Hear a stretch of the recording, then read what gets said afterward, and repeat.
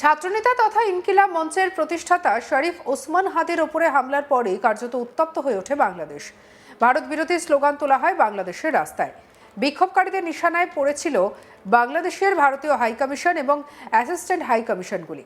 চট্টগ্রামে ভারতীয় অ্যাসিস্ট্যান্ট হাইকমিশনকে লক্ষ্য করে পাথর ছোড়া হয়। 18 ডিসেম্বর সন্ধ্যায় ওসমান হাদির মৃত্যুর খবর আসার পর থেকেই গোটা বাংলাদেশ উত্তপ্ত। চট্টগ্রামেও এর আঁচ পড়ে গিয়েছে এবং সেখানে ভারতীয় সহকারী হাইকমিশনে হামলার চেষ্টা করা হয়। পুলিশ কট্টরপন্থীদের আটকানোর চেষ্টা করেও ব্যর্থ হয়। পরে কাঁদানে গ্যাসের সেল ফাটিয়ে ছত্রভঙ্গ করা হয় তাদের। আর এরই মাঝে অবশ্য ভারতীয় সহকারী হাইকমিশনকে লক্ষ্য করে জলের বোতল এবং পাথর ছুঁড়তে দেখা যায় বিক্ষোভকারীদের।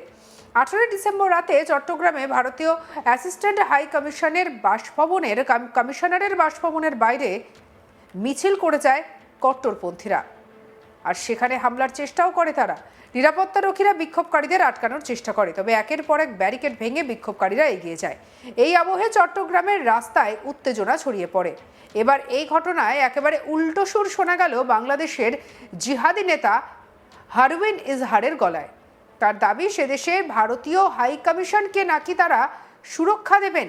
চট্টগ্রামে ভারতীয় হাইকমিশনের ওপর হামলার ঘটনায় 12 জনকে আটক করা হয়েছিল, আর সেই বন্দীদেরই মুক্ত করতে থানায় হাজির হয়েছিলেন হারুন। তিনি বলেন যে, আমি জিজ্ঞাসা করতে চাই, দূতাবাসের কোনো কাজ ভেঙেছে কি?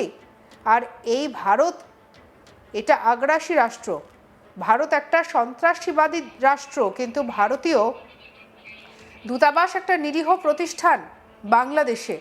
তাদের সুরক্ষা আমরাই দেব, হিন্দুদের মন্দিরের সুরক্ষা আমরাই দিচ্ছি। এখানে ভারতীয় হাইকমিশনের এখানে কোনো রকম মব হবে না, আমরা হতে দেব না সেটা। পুলিশ প্রশাসন পরের কথা, আমরাই বাংলাদেশিরা তা হতে দেব না। তিনি আরও বলেন, ভারত যদি সীমান্তে হামলা করে তখন আমরা জবাব দেব। হাইকমিশন একটা নিরীহ প্রতিষ্ঠান, তাই এর বিরুদ্ধে কোনো মব আমরা করতে দেব না। বিচ্ছিন্ন কেউ কিছু করতে পারে, সেটার দায়ভার তো নেব না আমরা। কি বলছেন হারুন ইজহার, শুনবো।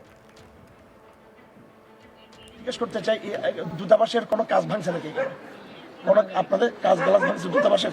না না না না, এটা একটা পুরো দেশে একটা উত্তেজনা চলতেছে। ভারতীয় হেজিমনি আপনারা সকলে জানেন, ভারত একটা আগ্রাসী রাষ্ট্র, ভারত একটা সন্ত্রাসবাদী রাষ্ট্র।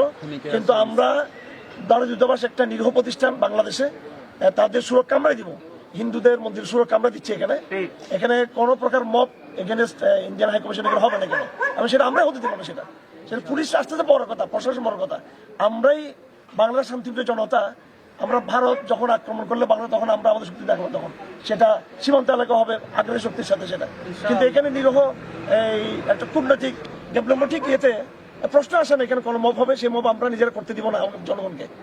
আবার আমাদেরও এতটুকু আছে আমাদের জনগণের প্রতি, প্রতিবাদকারী কর্মীদের প্রতি যে ম্যাচুরিটি তাদের আছে, তারা আশা করি সেটা করবো না। বিচ্ছিন্ন কেউ কিছু করতে পারে, সেই দায়িত্ব আমরা নিব না সেটা। প্রসঙ্গত, সাম্প্রতিক সময়েও একাধিকবার ভারতের বিরুদ্ধে উস্কানিমূলক মন্তব্য করেছেন এই হারুন। বাংলাদেশে আল কায়দার সঙ্গে এই হারুন যুক্ত বলেও দাবি করা হয়েছে। এছাড়া লস্করের সঙ্গেও যোগ আছে তার।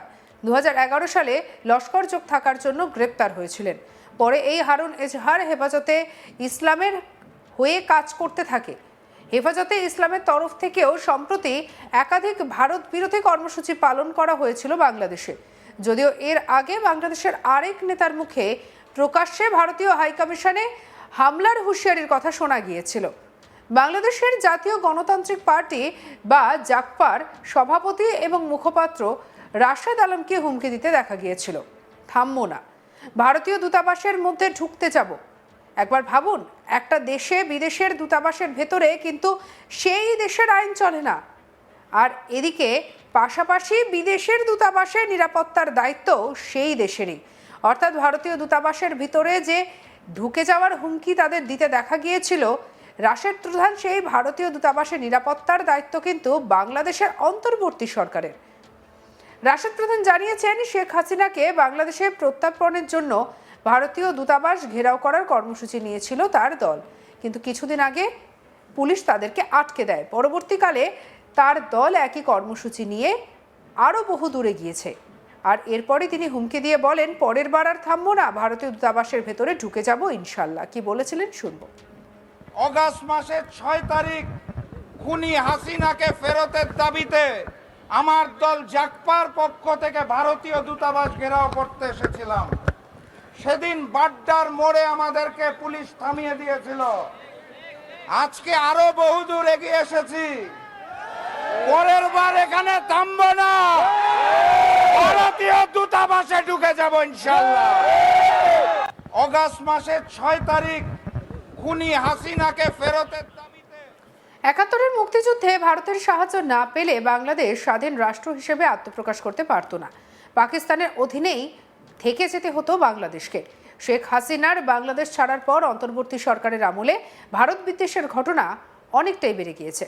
ভারতের শত্রু দেশ পাকিস্তানের সঙ্গেই বরং সখ্যতা বেড়েছে মোহাম্মদ ইউনূস প্রশাসনের। আর এরপর প্রকাশ্যে ভারতের উত্তর পূর্বাঞ্চলের রাজ্য সেভেন সিস্টার্স দখলের কথা বারবার বলতে শোনা গিয়েছে সে দেশের রাজনৈতিক দলগুলোকে। এমনকি বিদেশে গিয়ে অন্তর্বর্তী সরকারের প্রধান উপদেষ্টা মোহাম্মদ ইউনূসের মুখেও বারবার শোনা গিয়েছে সেভেন সিস্টার্সের কথা। আর এবার প্রকাশ্য সভায় বাংলাদেশের জাতীয় গণতান্ত্রিক পার্টি বা জাগপার সভাপতি এবং মুখপাত্র রাশেদ প্রধানকে বলতে শোনা গিয়েছে, আপনারা নাকি বলেন ৭১-এ আপনারা নাকি আমাদের সহযোগিতা করেছেন, আমরাও মুক্তিকামী সেভেন সিস্টার্সকে সহযোগিতা করতে চাই। কি বলেছেন শুনবো। আপনারা নাকি ৭১-এ আমাদের সহযোগিতা করেছেন, আমরাও মুক্তিকামী সেভেন সিস্টারকে সহযোগিতা করতে চাই।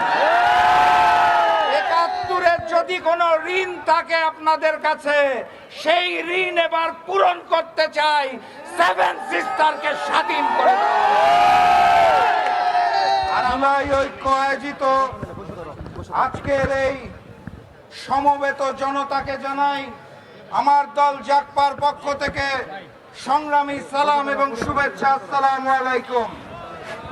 সংগ্রামী সাথী এবং বন্ধুগণ, এই বছর অগাস্ট মাসের 6 তারিখ খুনি হাসিনাকে ফেরতের দাবিতে আমার দল জাগপার পক্ষ থেকে ভারতীয় দূতাবাস ঘেরাও করতে এসেছিলাম। সেদিন বাড্ডার মোড়ে আমাদেরকে পুলিশ থামিয়ে দিয়েছিল। আজকে আরো বহুদূর এগিয়ে এসেছি। পরের বার এখানে থামবো না, ভারতীয় দূতাবাসে ঢুকে যাব ইনশাআল্লাহ। সর্বপ্রথম বলতে চাই, আমার দেশে থেকে, আমার দেশে খেয়ে, আমার দেশে জীবিকা নির্বাহ করা এইখানে উপস্থিত সকল মিডিয়াকে, সেদিন জাগপার ঘেরাও কর্মসূচি ভারতীয় পত্রিকায় ছবি সহ নিউজ এসেছিল। বাংলাদেশের জাতীয় দৈনিক 2টা ব্যতীত কেউ ছাপতে সাহস পায় না। সঙ্গে রাখুন আজ তাক বাংলার ইউটিউব চ্যানেলকে লাইক, কমেন্ট, শেয়ার, সাবস্ক্রাইব করতে ভুলবেন না।